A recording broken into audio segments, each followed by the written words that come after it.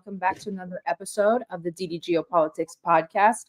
I am here with my wonderful co-host Yara, once again asking you to like, share, and subscribe to the stream. And feel free to go onto our Substack. It is the way that you can support us with a monthly donation of $5. We are joined today by our guest, Kim Heller, an activist and writer, author of the book No White Lies, Black Politics and White Power in South Africa. She has been a member of the ANC and the EFF, as you can tell from her beautiful, beautiful thumbnail. She is an expert and always confrontational on South Africa's power imbalances, the structural racism, the systemic inadequacy of post-apartheid transformation. Her insightful analysis challenges the paradox of ANC leadership and prevailing white power, sparking crucial conversations for a more just society. And we are going to be paralleling that struggle today with the struggle in Gaza. Kim, how are you on this Thursday and power shedding and South Africa and everything? Thank you so much. It's such an honor to be on your platform. I do apologize if the reception is poor. We've load shedding in our country for many hours. But thank you, and I look forward to this very important discussion. Thank you so much, Sarah. Oh, you're so welcome. We are so excited to have this conversation. And Yara, how are you, my love? Oh, I'm so excited to have this conversation with Kim today. I lived in South Africa for many years, and I'm just super excited to hear from her on comparative struggles and more. So doing really well. Thank you. All right, let's get into it. Okay, on bilateral relations. So the first non-racial elections after those in 1994 in South Africa, they established official ties with the state of Palestine. That was on February 15th of 1995. Former South African President Nelson Mandela had visited both Israel and Palestine, calling for peace between both sides. How have the relations between Palestine and South Africa kind of ebbed and flowed throughout the years? And what diplomatic steps in that time has South Africa taken to help Palestine, maybe inside of the UN or inside of their own legislation? Thank you. That's a very good question. And our first democratically elected president, Nelson Mandela, who I think was celebrated in Palestine this week, was certainly a very strong supporter of Palestine. In fact, there's a famous quote that he said that until the people of Palestine are free, none of us are free. And that's generally a sentiment that is echoed across the majority of South Africans, because the struggle has been so similar for Black South Africans and Palestinians, and I'm sure we'll discuss that a bit later, but the issue of solidarity is very widespread in this country. We've had enormous amounts of protests and support for Palestine. And the government has been one of the more progressive governments in this regard, because the president of our country, Cyril Ramaphosa, has gone to the ICC to charge Israel for war crimes. And a motion was passed in the South African Parliament last week about shutting off diplomatic ties with Israel. That was a motion brought by the EFF, which is a more left-wing party, and to the ANC. But the ANC members, the majority government, did agree to that. What is happening now is that we are waiting to see whether the executive government, under the leadership of Cyril Ramaphosa, will actually have the guts to pass that, because the Jewish rally in the country is very strong. And there's been a lot of opposition. In fact, there's been, in the typical style of Zionists, a degrading of our Black leaders because they have dared to speak badly of Israel. So I think he is facing a lot of opposition. And I wrote a few weeks ago about how in Africa's been very divided about Palestine, because some of its leaders are indebted to Israel, economically and militarily speaking. But what has kept people, I think, who love humanity, and I put myself in that group, is that the ordinary people across Africa and across South Africa have stood up for the people of Palestine. There have been enormous marches. So whilst, even if governments don't recognize injustice to the level we want them to, ordinary people across the world, and certainly in South Africa, recognize this, and they've taken to the streets in support of the people of Palestine. So, Kim, thank you so much. I do have a question when it comes to the label. They used to label Nelson Mandela, as we all know, a terrorist until he became this global symbol of resistance. And it'd be interesting to look at this dynamic between the designations of organizations like Hamas and Hezbollah as terrorist groups in many Western states. How can Mandela's transformation from label terrorist to label freedom fighter provide us with some insights that can shift this global perspective on how the groups are depicted in their pursuit of liberation and self-determination? And I'd also love for us to cue real quick the video of Nelson Mandela's thoughts on Palestine before. Aria, if you can pull that up, please. We identify with the PLO because just like ourselves, they are fighting for the right of self-determination.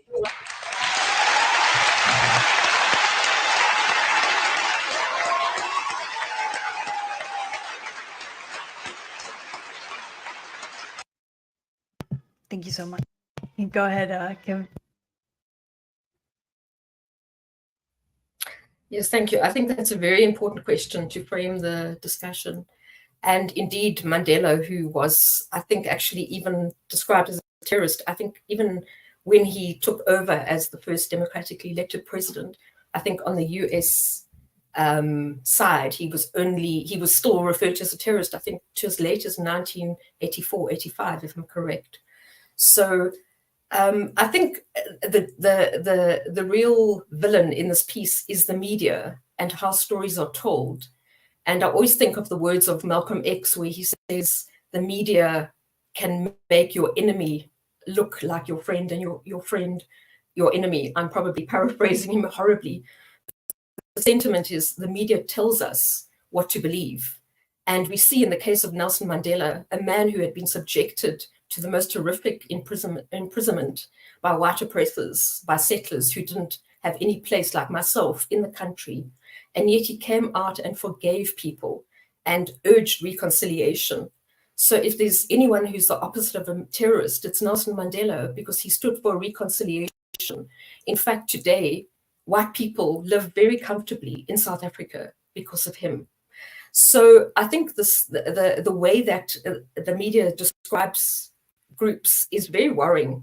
And I think referring back to somebody like Karl Marx, who always said the ruling class decides on the ideas that's communicated in society, on the master narrative.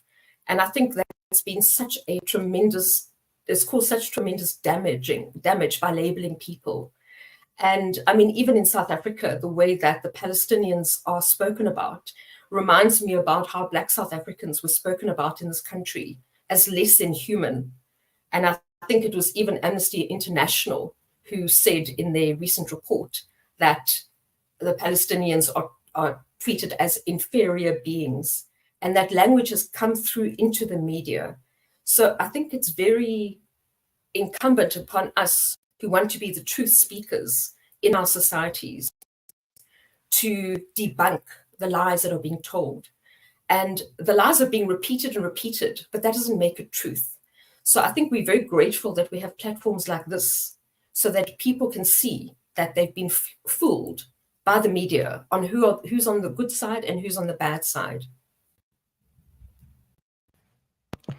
And just following up with that as well. So how do the dynamics of oppression and resistance in apartheid South Africa and then in Palestine compare when it comes to international support and the role of identity in shaping struggles? So are there, would you say, specific strategies from the South African anti-apartheid movement that could be beneficial to the Palestinian struggle for self-determination?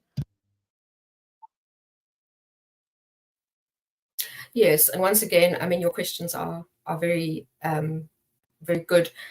You know, I think that what I've done is I've watched, and I'm a political analyst as well as a writer, and what I've seen is that it seems like Israel, I don't want to refer to it as a state because we don't recognize it as such, but the Israelis they don't seem to care about the word of people. They don't seem to care about the doctrine of humanity.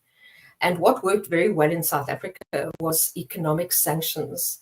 So I do believe that the Zionists actually care about monetary things.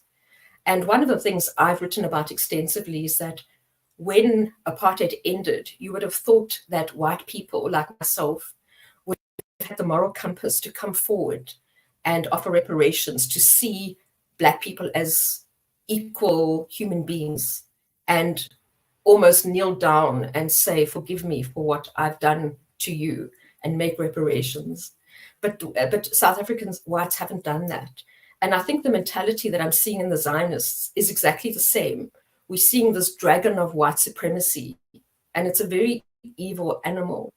So I think that they don't really care about opinion. That's why sometimes I think, as much as it's very important to have these marches, I think until they're economic sanctions, there's not going to be much difference. And, I feel also what we need to do is to contextualize this terrible genocide, but very differently to what's been done. And I think that's also something that we could take a lesson from South Africa, because when the ANC took up arms, they did that after 3 decades of trying to find peaceful solutions with their oppressors. But what did they get in return? They got more vile abuse, more segregation. I mean, so many of the leaders, Black leaders in this country, lost their lives. Their children in the 1976 riots, their bodies still haven't been found.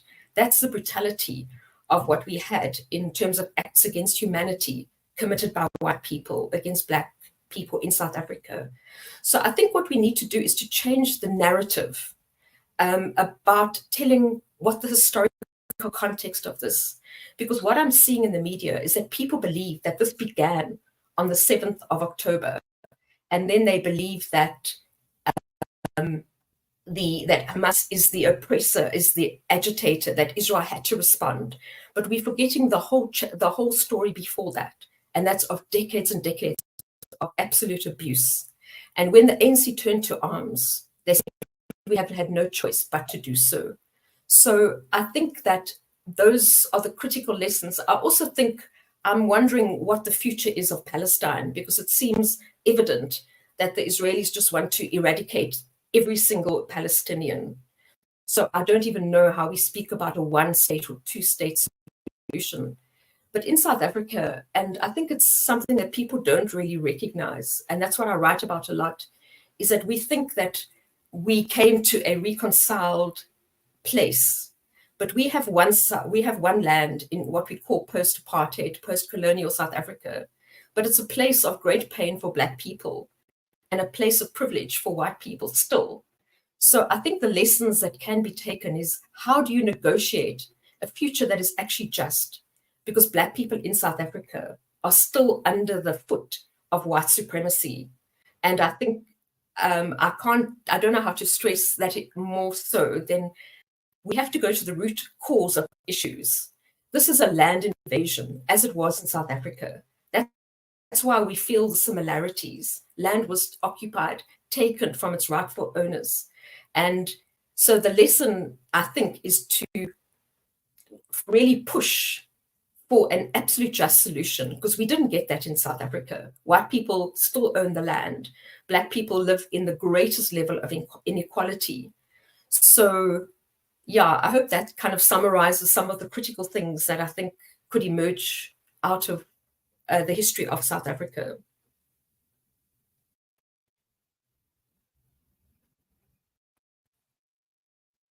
I'm also very ignorant of this, so I'm asking on behalf of myself and our listeners.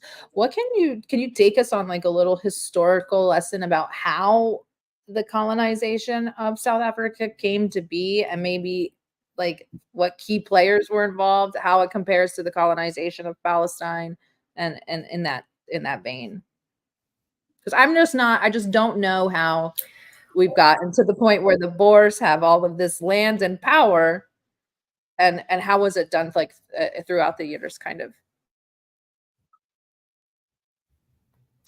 Yeah, exactly. I mean, I think the colonization goes back to centuries ago. But when Jan van Riebeeck came in 1652, he came to what he believed was an empty land, and there's a myth of an empty land in South Africa.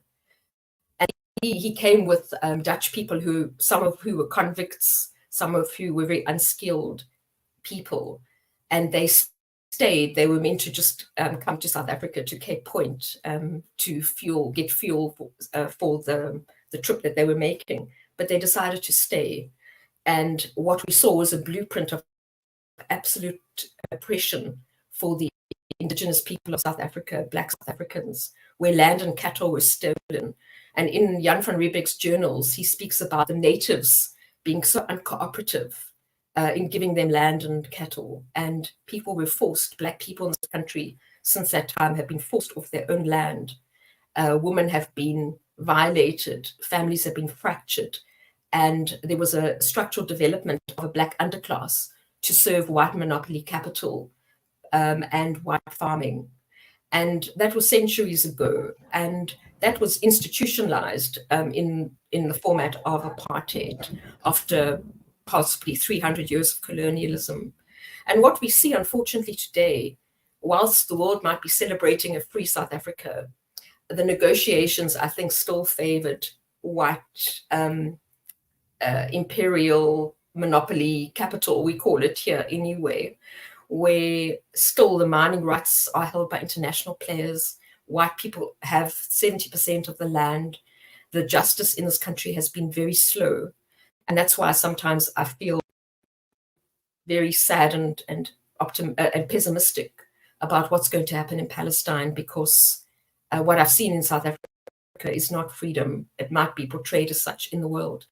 Certainly, we don't have the level of genocide and absolute abuse that's happening in Palestine. But we don't have a happy or democratic or just nation. So basically, what happened, and it's similar to the Israel situation, is that the white colonial player just stayed. And I mean, we still, I think, we still in the capture, I think, of international players. So we have the South African Black person actually effectively being a second-rate citizen in his and her own country. And that is the parallels between that and Palestine, unavoidable and painful.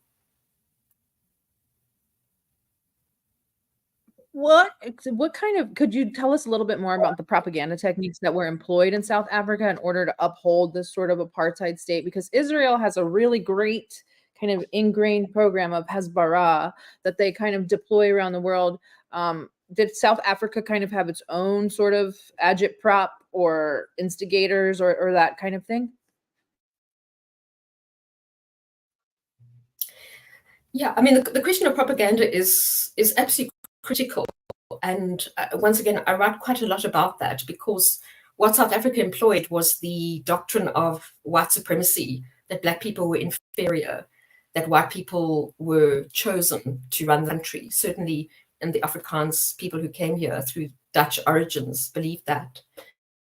And then people like myself, I speak on this interview ashamed not of only being a South African settler whose forefathers did so much damage to the Black people in this country, but as a Jewish person, my forefathers came as Jewish people and settled here.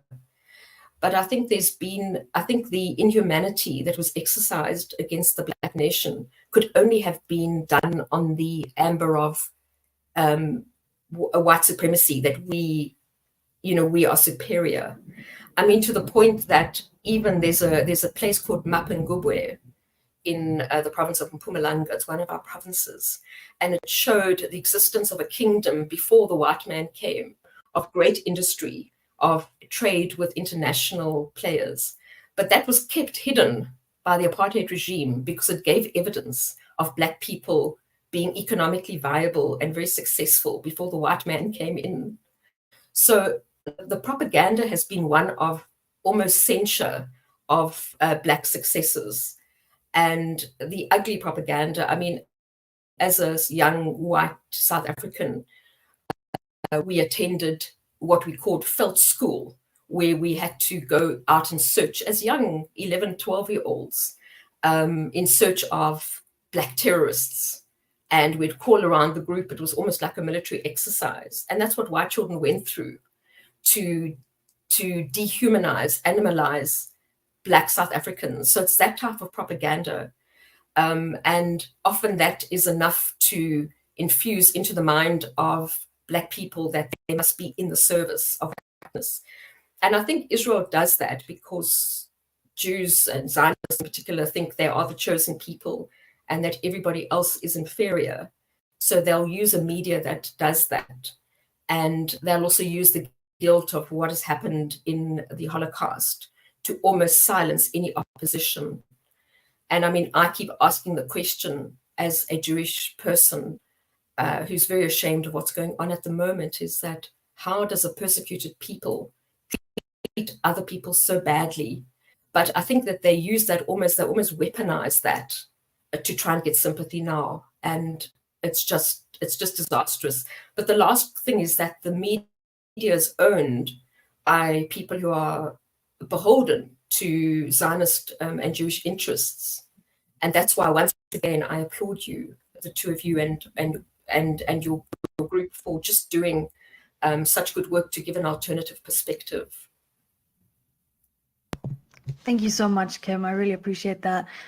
So let's talk a little bit. You touched on the issue of land ownership, right? So if we draw parallels again with Palestine, how has in South Africa the systematic deprivation of indigenous populations' land rights during this colonialist era and apartheid contributed to the issue of land ownership and occupation? And maybe how does that shape the current dialogues surrounding land rights in Palestine and also South Africa?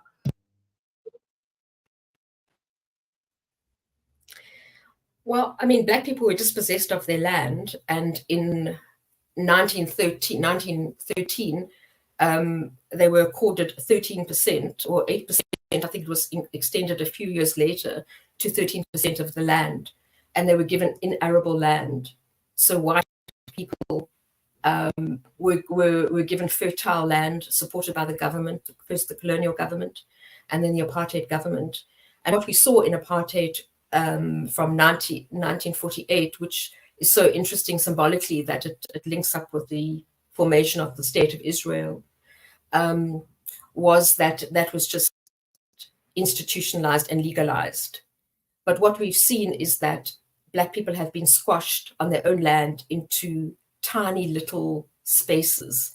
So although we cannot compare to the prison that we see that Gaza is, Black people are living in hovels.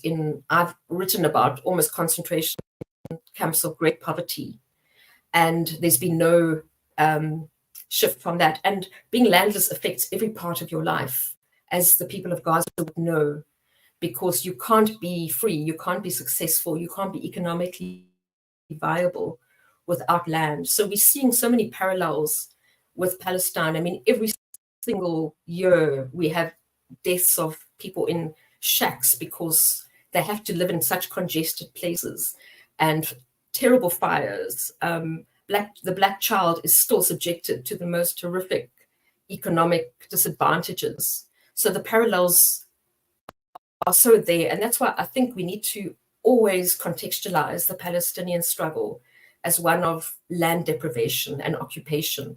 And it may be a difficult question to answer, but unless that is addressed fully, the people of Palestine will never be free. And I'm seeing, and so many South Africans are seeing, the great courage of Palestinians, young and old, to defend the right to their legitimate right to land. And perhaps in South Africa, Black South Africans have been too vested in compromising with the former oppressor than in looking after their own. I think they, like Nelson Mandela, believe too much in the white man, the white oppressor, and sadly they've come off second base.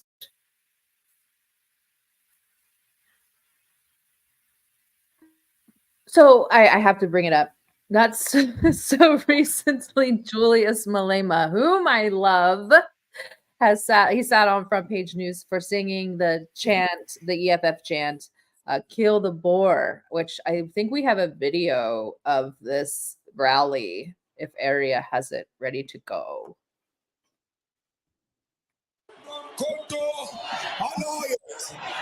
Shoot to kill, Gaza, kill the poor, the farmer, kill the poor, the farmer.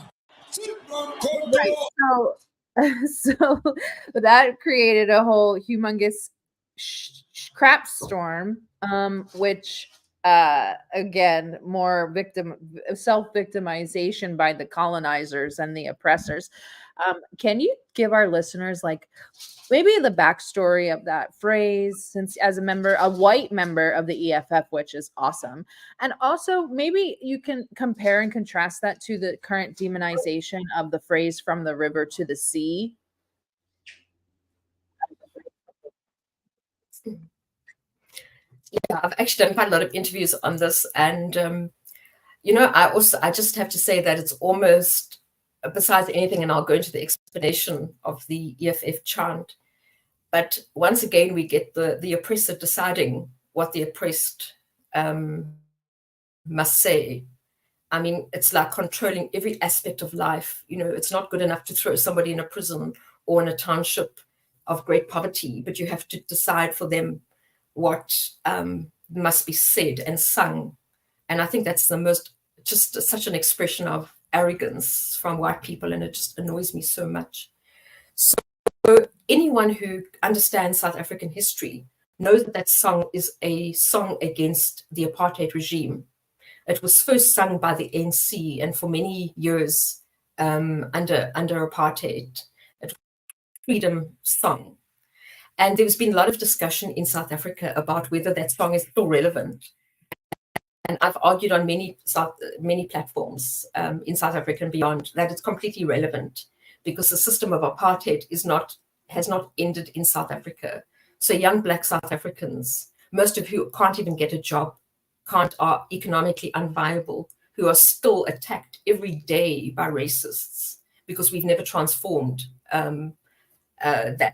those power relations. They have every right to say kill the Boer, which is a translation, not a literal translation, killing the farmer, but killing the system of oppression. So I know there's been an outrage in some countries about this. If we look at the levels of killings of white people, because I often get asked about the groups like AfriForum, which is an Afrikaans organization that goes to America and other countries to speak about genocide of white people. There's no such thing in South Africa. If you have to look at the statistics here, we see that Black people once again bear the brunt of violence. And it's exactly the same as the Palestinian cry for freedom from the river to the sea. It's exactly the same. There's no difference.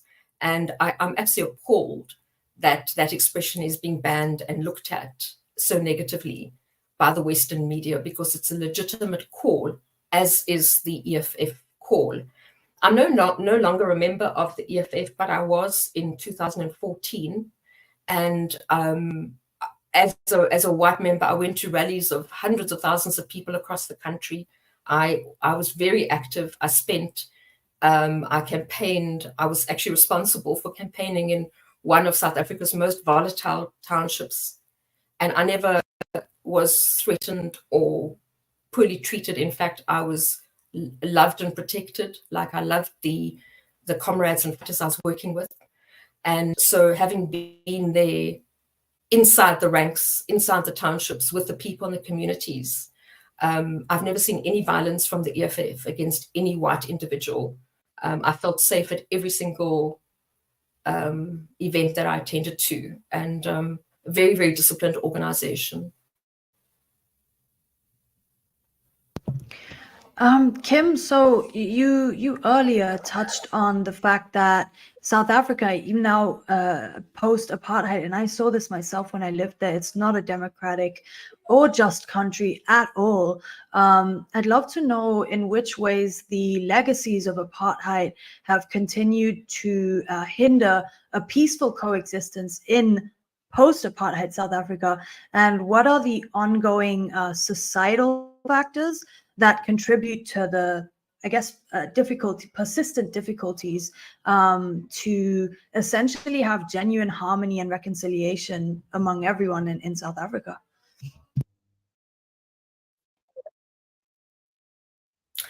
Yeah, I think the question, and it's relevant to the Palestinian situation, is the issue of land, because that's never been tackled. So we see white people still living like squires on a land that they effectively stole, which is no different to the situation in Palestine at the moment. It's occupied land. And until we deal with that, I mean, I write that that was the greatest act of corruption that ever took place in South Africa, the stealing of lands, because it fractured communities, it fractured the fabric of Black culture of communities. And I think that one of the things we don't perhaps consider is the cultural dispossession. And I think that's happening in Palestine as well. It's the degradation of a culture, of a people, of damaging the knowledge and intelligence systems, of making sure that what is taught in schools is geared towards whiteness. I worked at a publication when I was much younger called The Sowetan. It was a very community-based newspaper. And we had a beautiful poet there, a famous poet called Don Matera. He was a Black consciousness poet, and he wrote beautiful things about, profound things about the suffering that was going on of ordinary people. And when the ANC government came into power, they said, we cannot have his writings in the syllabus because white children may be affected, they may be upset. So what we've had here is a government who's been too complacent and too under the spell of white leaders and white monopoly capital dictating. So there's been a fear still of white people, I think, in the new regime. What we're seeing is like organizations like the EFF and some other student movements where the young Black South Africans that are emerging aren't as damaged mentally like we are that came out of apartheid, because the trauma of apartheid has never been dealt with. And I think what I write in my book called No White Lies is I try and uncover the truth about the unanswered questions of our society, of the post-traumatic stress disorder that has been imposed through white supremacy and the stealing of land, of children burnt as they're trying to escape off farms because white farmers are forcing them off their own lands, of a Black man who's abused every day by his white employer. And what does he do when he comes home to his family? Who does he take frustration out on? So it's a destruction of the spirit, of the soul, of the mind.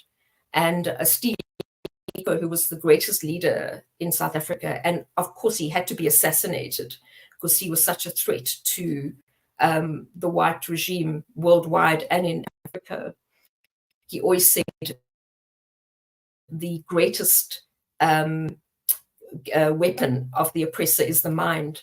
So the mind of people who went through South Africa's apartheid system, it's still, I think, been contaminated by the doctrine of white supremacy and Black inferiority. And that system still exists. I mean, we had every day in South Africa, we have instances of white people attacking Black people racially with slurs. And those things are because white people have never accounted for it. And that's what worries me in this Israel-Palestine situation, is that Israelis seem to look upon themselves as if they are moral human beings, when the whole world can tell that they're not. So it's very similar to the white South African who's never taken accountability for the great sins committed against what we call our fellow Black South Africans. And I was on a program with some psychiatrists who was dealing with, and some doctors from Gaza or related to Gaza. And the psychiatrist was saying, the trauma and the genocide is so devastating now, but it's going to live with us for generations to come. Because what of those children, what of those families who've gone through the greatest horrors, this great dispossession, not only of the recent conflict, but of decades and decades of abuse and subjugation. So I think we've got, we're going to have devastation for decades and decades to come. And that's a tragedy of what we're seeing at the moment. And Kim, in one of your recent tweets, I think it was about 5 days ago, you tweeted 2 years ago, you said that the EFF is ready to govern. And you said 2 years ago as well that the ANC is a disaster and a shadow of its former self. I'd love to get a little bit of insight into these two statements, and also how do Afrikaners and white citizens align with the EFF's vision for economic change in South Africa?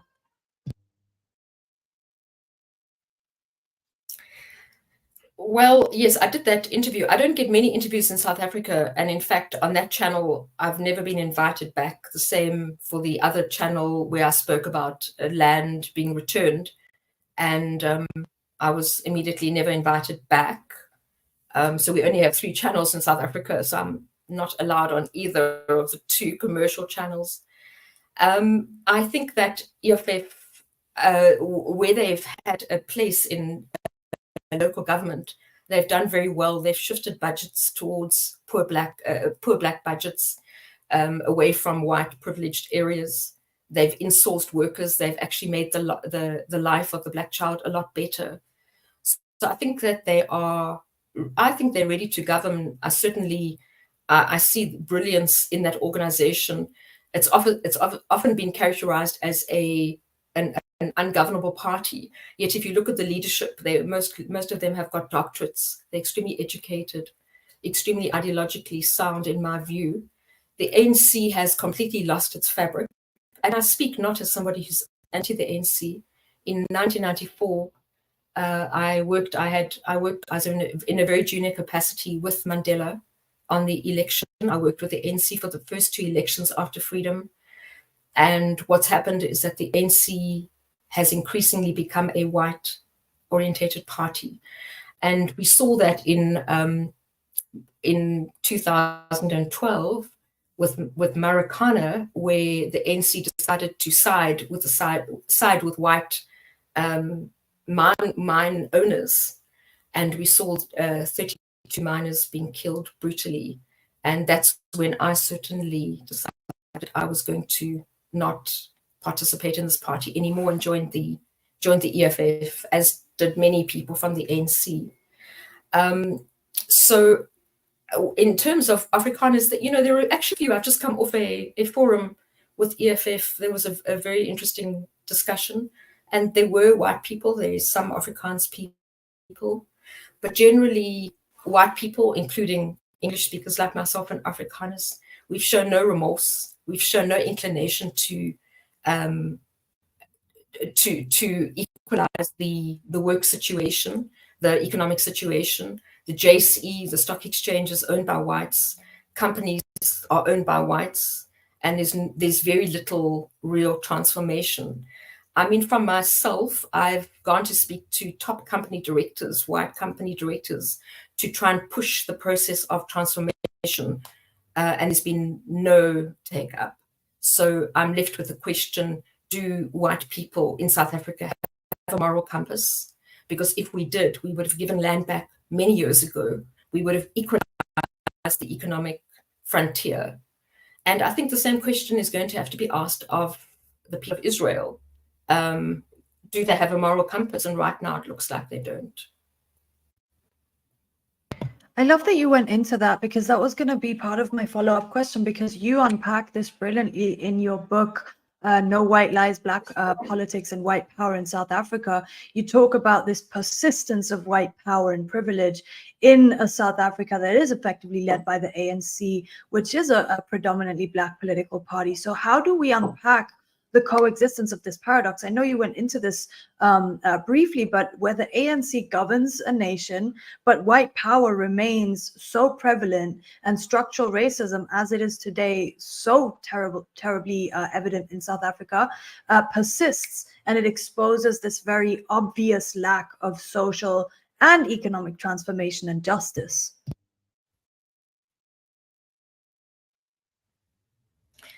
I think we have to face a hard reality that a Black government doesn't necessarily mean that it's going to bring about transformation.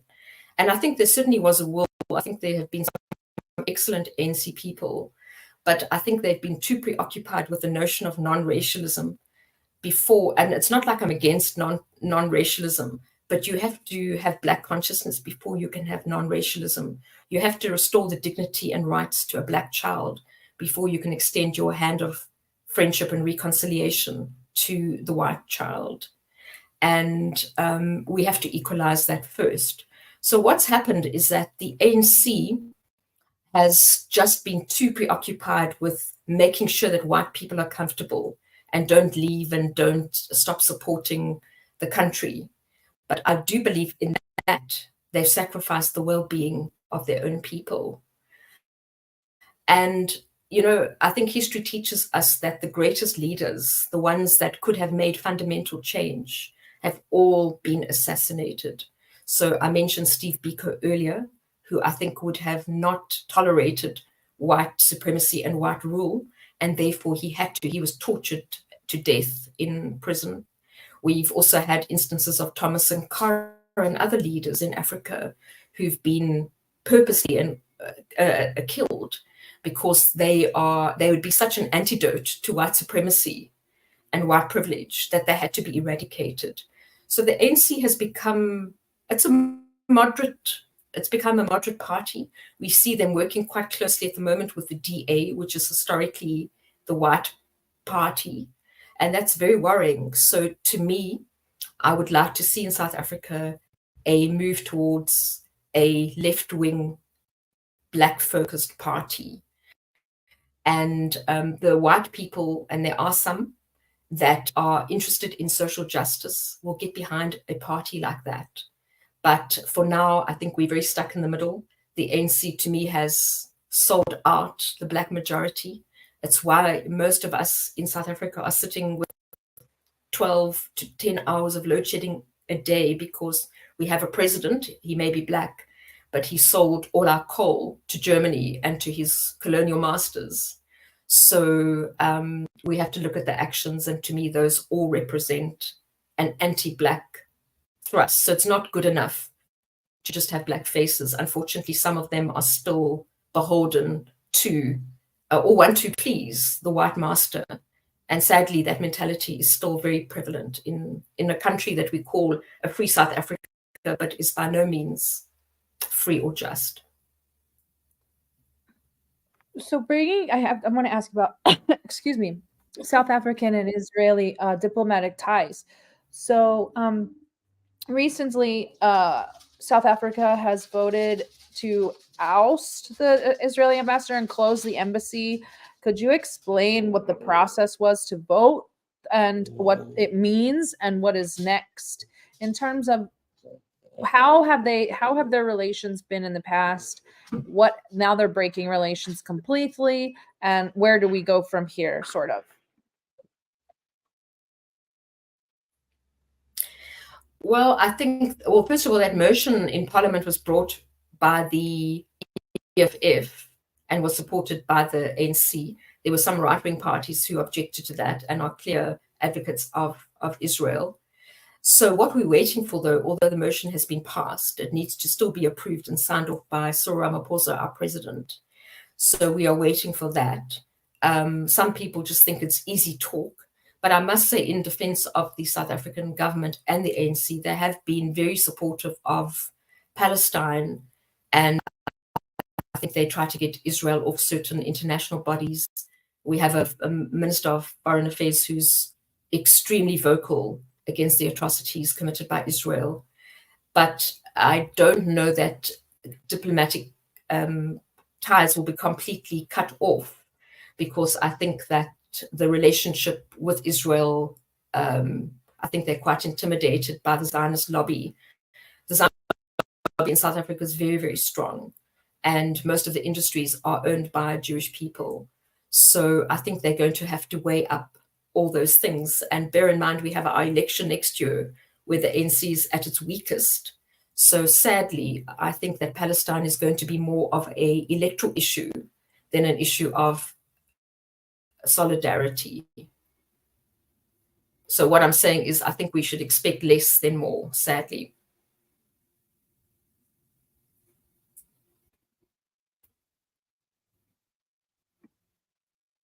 So we talked a little bit about BDS. BDS was something that originated in South Africa, and everybody credits that BDS kind of movement with a breakdown in apartheid. Now we're kind of seeing like a small successes of BDS, an outlawing of BDS in some places. Do you think that this strategy is still viable, and can it apply to Palestine? Firstly. Secondly, what other strategies do you recall from the struggle in South Africa that could also be successful, or maybe some stuff that definitely will not work for Palestine? Just kind of trying to gauge like what else can we do within our own power that can help.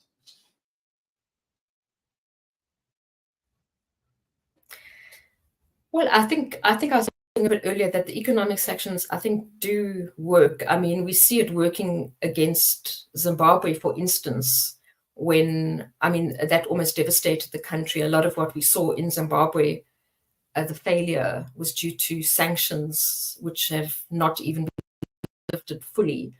I mean, in South Africa, we could not have, I don't think we would have been able to move to a democratic South Africa, as imperfect as it is, without that solidarity. So if I was in control of the, trying to end this terrible situation, I think that's where I would put the focus. But it has to be a unified effort against Israel and all goods. And I believe even to say these things, you aren't even able to say them. But boycotts do work. I think I was reading earlier that one of they've been deeply affected by a boycott. In South Africa at this stage, it's quite minimal, but I think it requires an effort across every single country, and I think that's where it is weighty.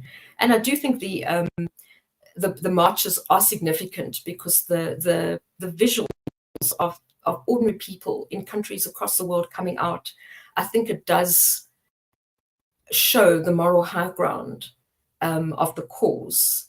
And even if Israel doesn't have a conscience, I think it's sending out a message to humanity that at least people stood up and were on the right side of history, no matter the outcome.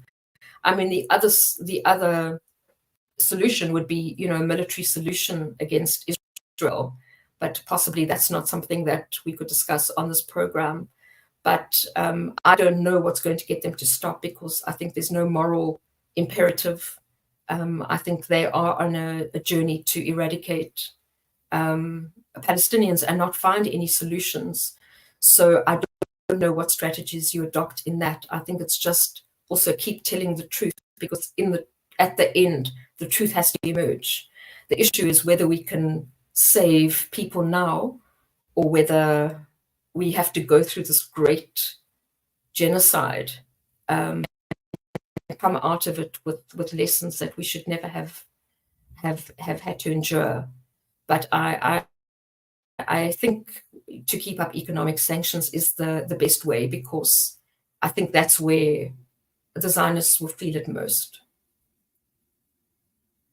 I have to agree. I think that in most cases, I'm one of those people that says sanctions don't work. But in the case of Israel, I think that that's probably the best strategy, just because of the sorry, my dog is having like a party or something. Just because of the nature of Israel in and of itself as a financial entity, and what they export. So I think you're right about that. I think that's all that I have have for today. Yara, do you have anything in closing? Yeah, I did want to add that Netanyahu himself pretty much, I think it was today or yesterday, admitted that this support for Palestine is really hurting Israel. And, we know in numbers have suggested around $600 million that Israel is losing on a weekly basis right now. So it is hurting their pockets. And he seemed pretty fearful of all the support for Palestine. And we've never seen it before as much as we have today. I also want to tell people in the comments real quick that, of course, we compare the struggle of South Africa with Palestine, which in no way diminishes the severity of any conflict, but it helps us understand patterns of injustice, and it helps us advocate for human rights, and it helps us have more empathy and solidarity and understand how to address global injustices.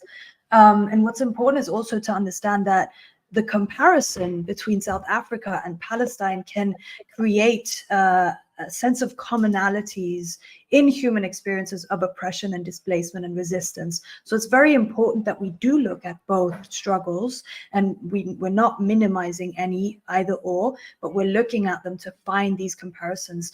Kim, it's been such a phenomenal conversation with you. I can't wait to read your book. I've got it on my Amazon list to buy next, and I really appreciate you coming on the show today.